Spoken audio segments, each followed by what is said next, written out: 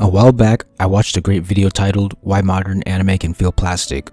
In the video, Forgotten Relics explains that modern anime chooses a hue for the base color and simply takes a darker shade of that hue for the shading. Meanwhile, 90s anime choose a slightly redder version of the base hue for the shading. He even colors a One Punch Man image with the 90s approach to compare, but when I saw this, it didn't look completely like 90s anime. It felt like it was missing something. I've questioned what exactly was missing, and then Inuyasha sparked my desire to actually try something. Inuyasha's anime started in 2000 and continued until 2004. This is around the time anime was switching from traditional to digital animation, and I was able to see the contrast in the Inuyasha anime, because about half of the seasons are traditional while the other half is digital. The change happens towards the end of season 4. Initially, I was going to compare traditional Inuyasha to digital Inuyasha, but something said in the modern anime video sparked an idea.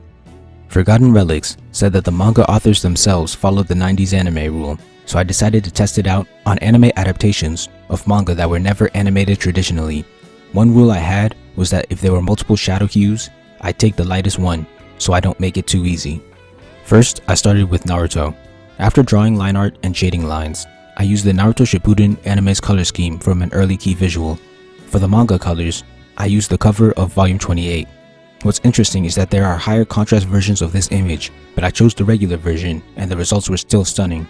As Forgotten Relics said, the base hue and shadow hue are extremely close together for the modern anime. But the 90s anime is different.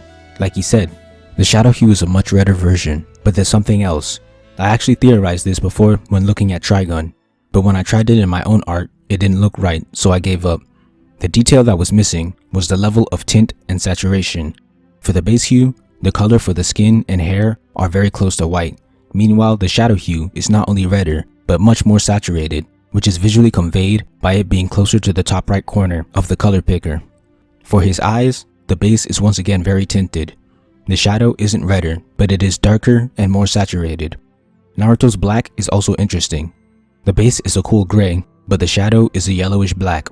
This kinda connects to what another video said about achieving an 80s anime style, which was adding a yellow filter. The orange base already had high contrast, so all it did was get redder. Next, I decided to try Ichigo, except this time I had 4 versions. For the first image, I used some images from the anime. Here, his shadow's hues are a lot more saturated than his base hues, but not by a lot. Additionally, the hues aren't getting redder.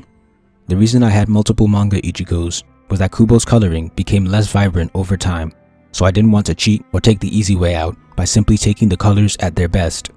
My second image was taken from a magazine cover of Shonen Jump. His skin looks better than the first because of his base hue, but the difference between base and shadow is still the same.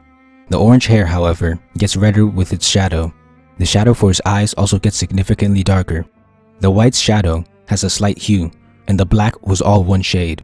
For the third Ichigo, I used his color scheme from the Hell one-shot. His skin is very tinted, but the shadow has the same problem as the rest. The hair is nothing special. The best part about this image is the black. The contrast between the black and its shadow is well done. Finally, the fourth Ichigo, which has the most vibrant colors. This follows the established rules. The skin is very tinted and the shadow is red and saturated. The hair is actually extremely saturated, so this is dealt with by making the shadow extremely red, though not much darker. His robe's base is bright grayish blue that is beautifully contrasted by the pure black shadow. His red is highly saturated, so the shadow is very close to black. With all of this research, this is the formula I've created for getting a 90s anime color palette. There are 4 coloring strategies. The first is tinted base, red and saturated shadow. This can be used for skin or any color between orange and yellow. The second is saturated base, red shadow. This can be used for any color between orange and yellow as well. The third is tinted base, dark shadow. This can be used for any color. The fourth is saturated base, dark shadow. This can also be used for any color. I'll show examples of each of these using my best versions of Naruto and Ichigo.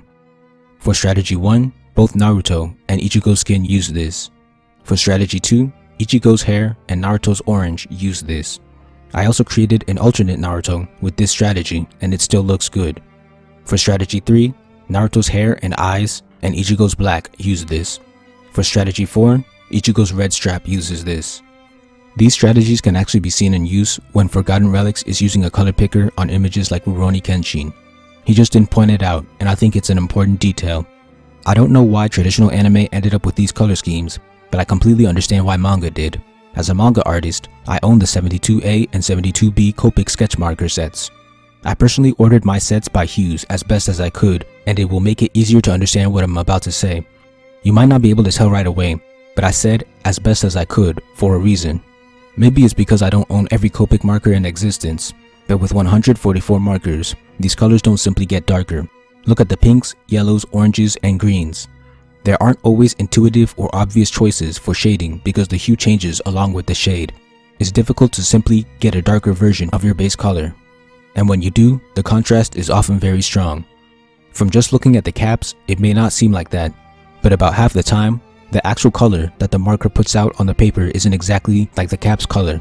So I believe that Copic markers force manga authors to create less plasticky color palettes. This might have been the case with painting cells as well. In conclusion, having a high amount of contrast between the base and the shadow is how 90s anime get their look. This can be accomplished by starting with tinted or saturated bases and following up with redder or much darker shadows.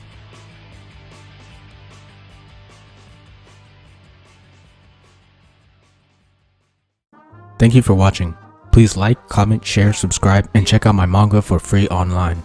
If you enjoy my content, please consider donating to my Patreon. All important links will be in the description.